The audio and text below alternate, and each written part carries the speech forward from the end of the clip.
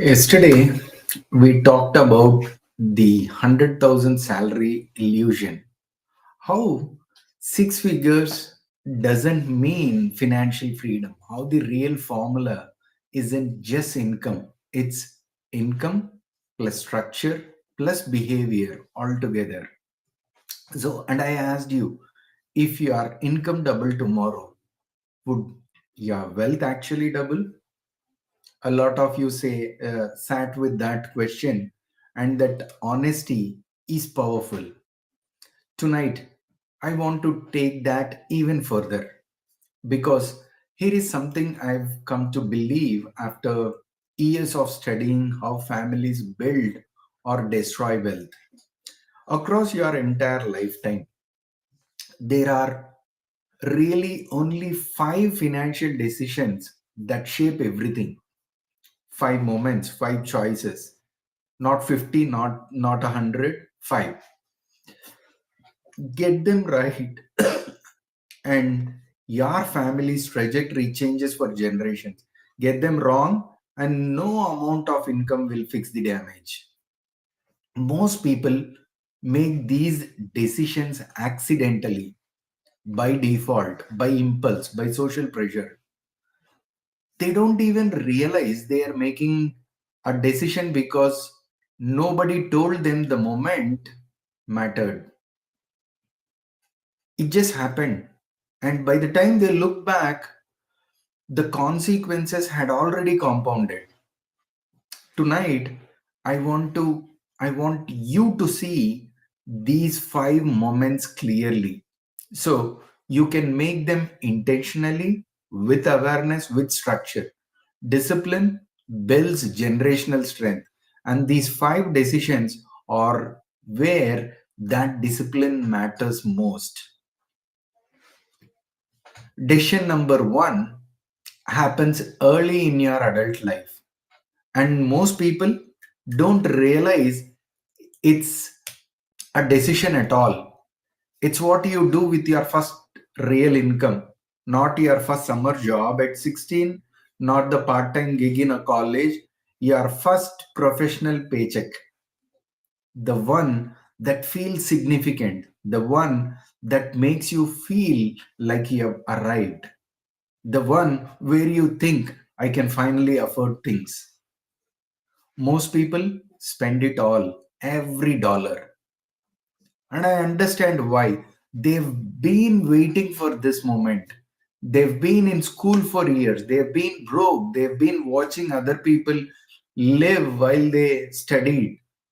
And when the first real paycheck hits, the direct deposit that feels like freedom. Lifestyle absorbs everything: new apartment, new clothes, new restaurants, new subscriptions, finally living. But the people who do something different, the people who allocate even 10 to 15% of the first real income toward protection and growth, they don't just save money, they create something far more valuable. They create a pattern, a habit, an identity. They become someone who structures money from the very beginning. And that pattern compounds for decades, not just financially, psychologically. Because once you see yourself as someone who allocates, you never go back to being someone who just spends. The first paycheck isn't about the amount: $3,000 a month, $8,000 a month. The number doesn't matter. What matters is the pattern you set. And patterns, once established, run your entire financial life. So the right pattern early, and everything downstream gets easier. So no pattern at all, and you spend the next 20 years trying to build one while fighting habits that are already locked in. How you handle lifestyle when income grows. Decision number two. This is what we have been talking about throughout this entire series. What happens when your income increases? Does lifestyle absorb 100% of every rise? Or do you route a meaningful portion to structure first? This decision doesn't happen once. That's what makes it so powerful and so dangerous. It repeats every single time your income changes. Every raise, every bonus, every promotion, every new client, every side income. And each time the default is lifestyle.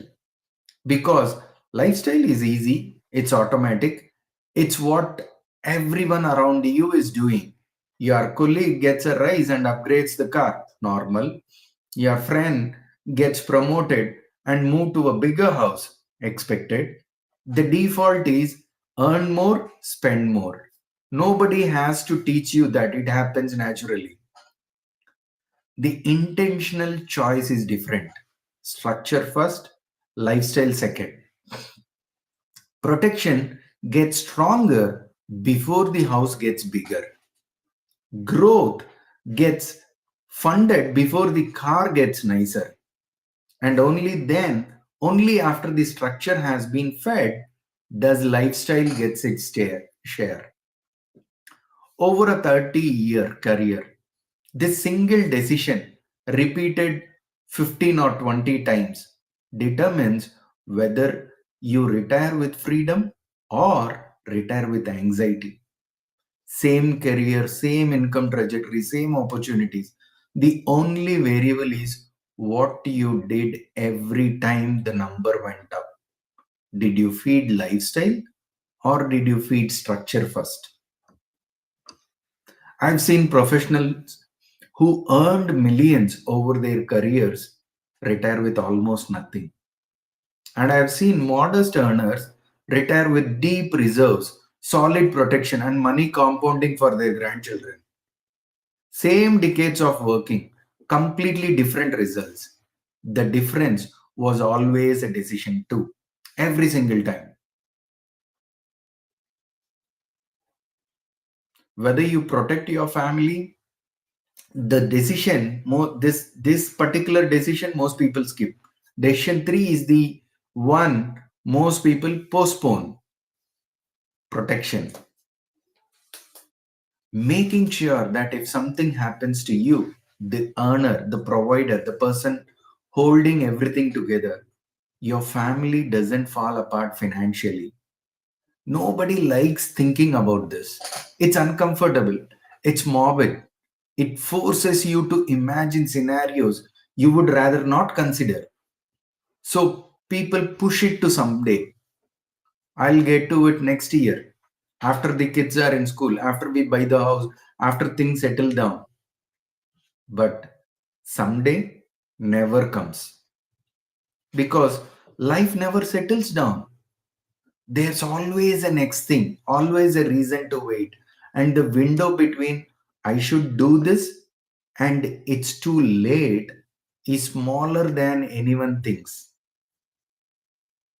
The families that survive unexpected events didn't get lucky.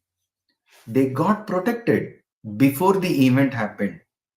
They made an uncomfortable decision during a comfortable time. They faced a conversation they didn't want to have when nothing was wrong. And when the storm came, and storms always come, the foundation held. Protection is not a product decision.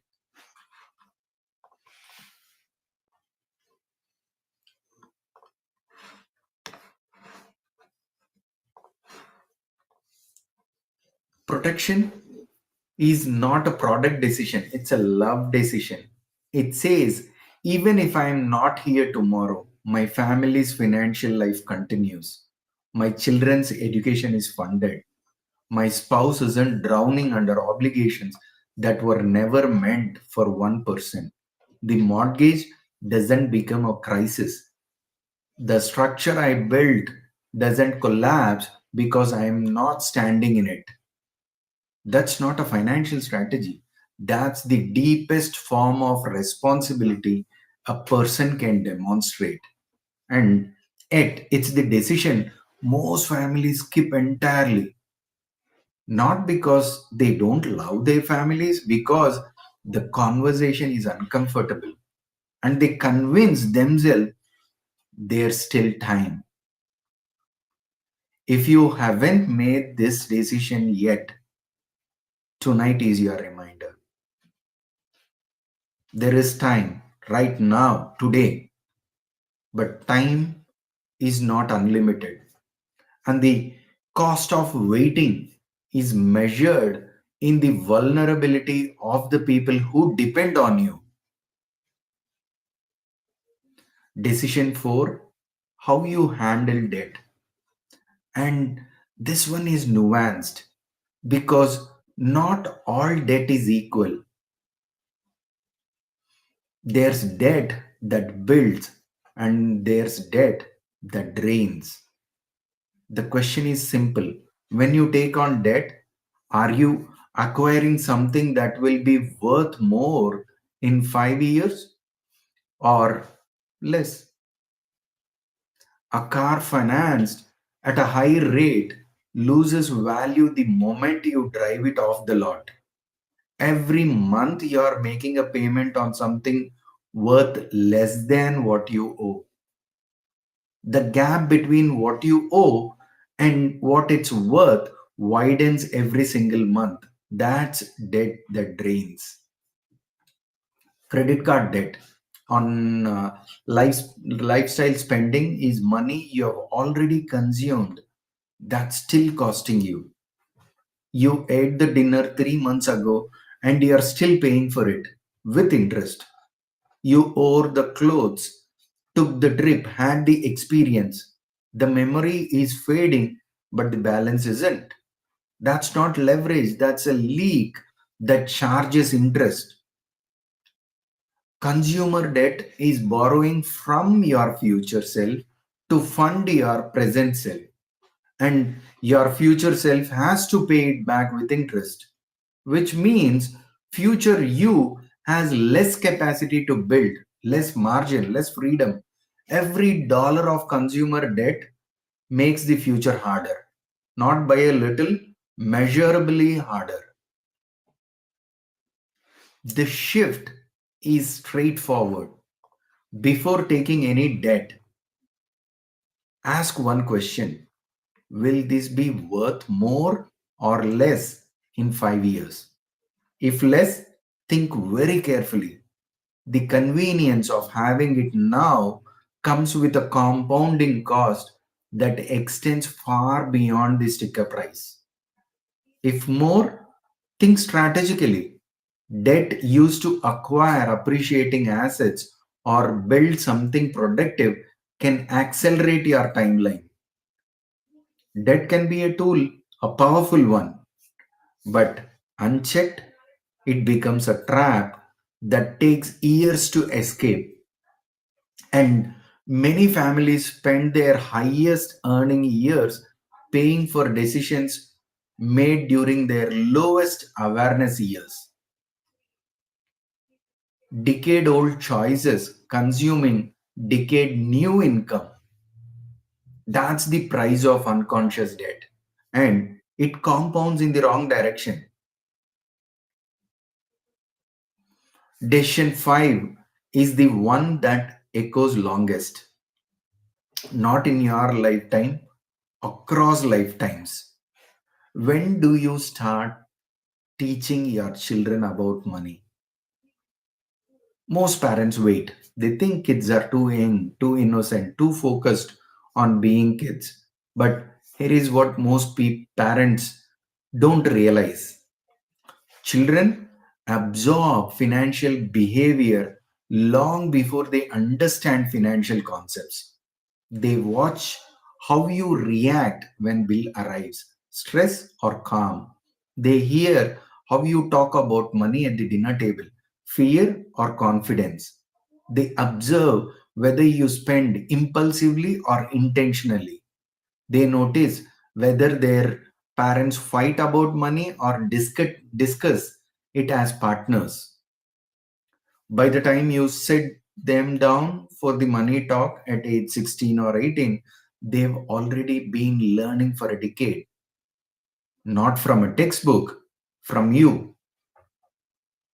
Every day, every reaction, every decision they watched you make. The question isn't whether you are teaching them about money, you are every single day. The question is, are you teaching intentionally or accidentally? The families that break generational cycles are the ones that teach early, not complex strategies, not portfolio management, not financial jargon, simple awareness. What money is, how it flows, why structure matters, what are the three buckets means, why you allocate before you spend, why your family reviews its numbers every month. That education is the greatest financial gift you can give your children, greater than any inheritance, greater than any trust fund, because an inheritance can be spent in few years. Financial literacy lasts a lifetime. It's the one asset that can never be taken away, devalued, or lost. Financial literacy, once given, compounds forever. 5 decisions. That's it. How you handle your first real income, how you respond when income grows, whether you protect your family before you are forced to, how you manage debt as a tool or as a trap, and when you start teaching your children about money. 5 decisions across a lifetime. And here is the empowering truth. Even if you have already made some of these decisions poorly, most of them can be revisited. You can structure your income allocation starting this month. You can protect your family starting this quarter. You can change your relationship with debt starting today. You can teach your children starting this weekend. The past versions of these decisions don't have to be the final versions. That's the beauty of awareness. Once you see the decisions clearly, you can make it again, better, with intention. Which of these 5 have you already made well, and which ones still need your attention? You don't need to fix all 5 tonight, just identify one, the most urgent one for your family right now. One decision to revisit, one area to strengthen. That awareness is enough to change this trajectory. Tomorrow, we are going to talk about something that connects to all 5 of these decisions. A habit so simple it feels pointless, but so powerful that without it, nothing else works. Tracking your money. And why almost nobody does it.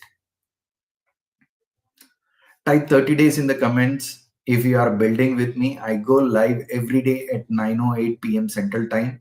We don't chase money here, we build structure. Discipline builds generational strength. See you tomorrow.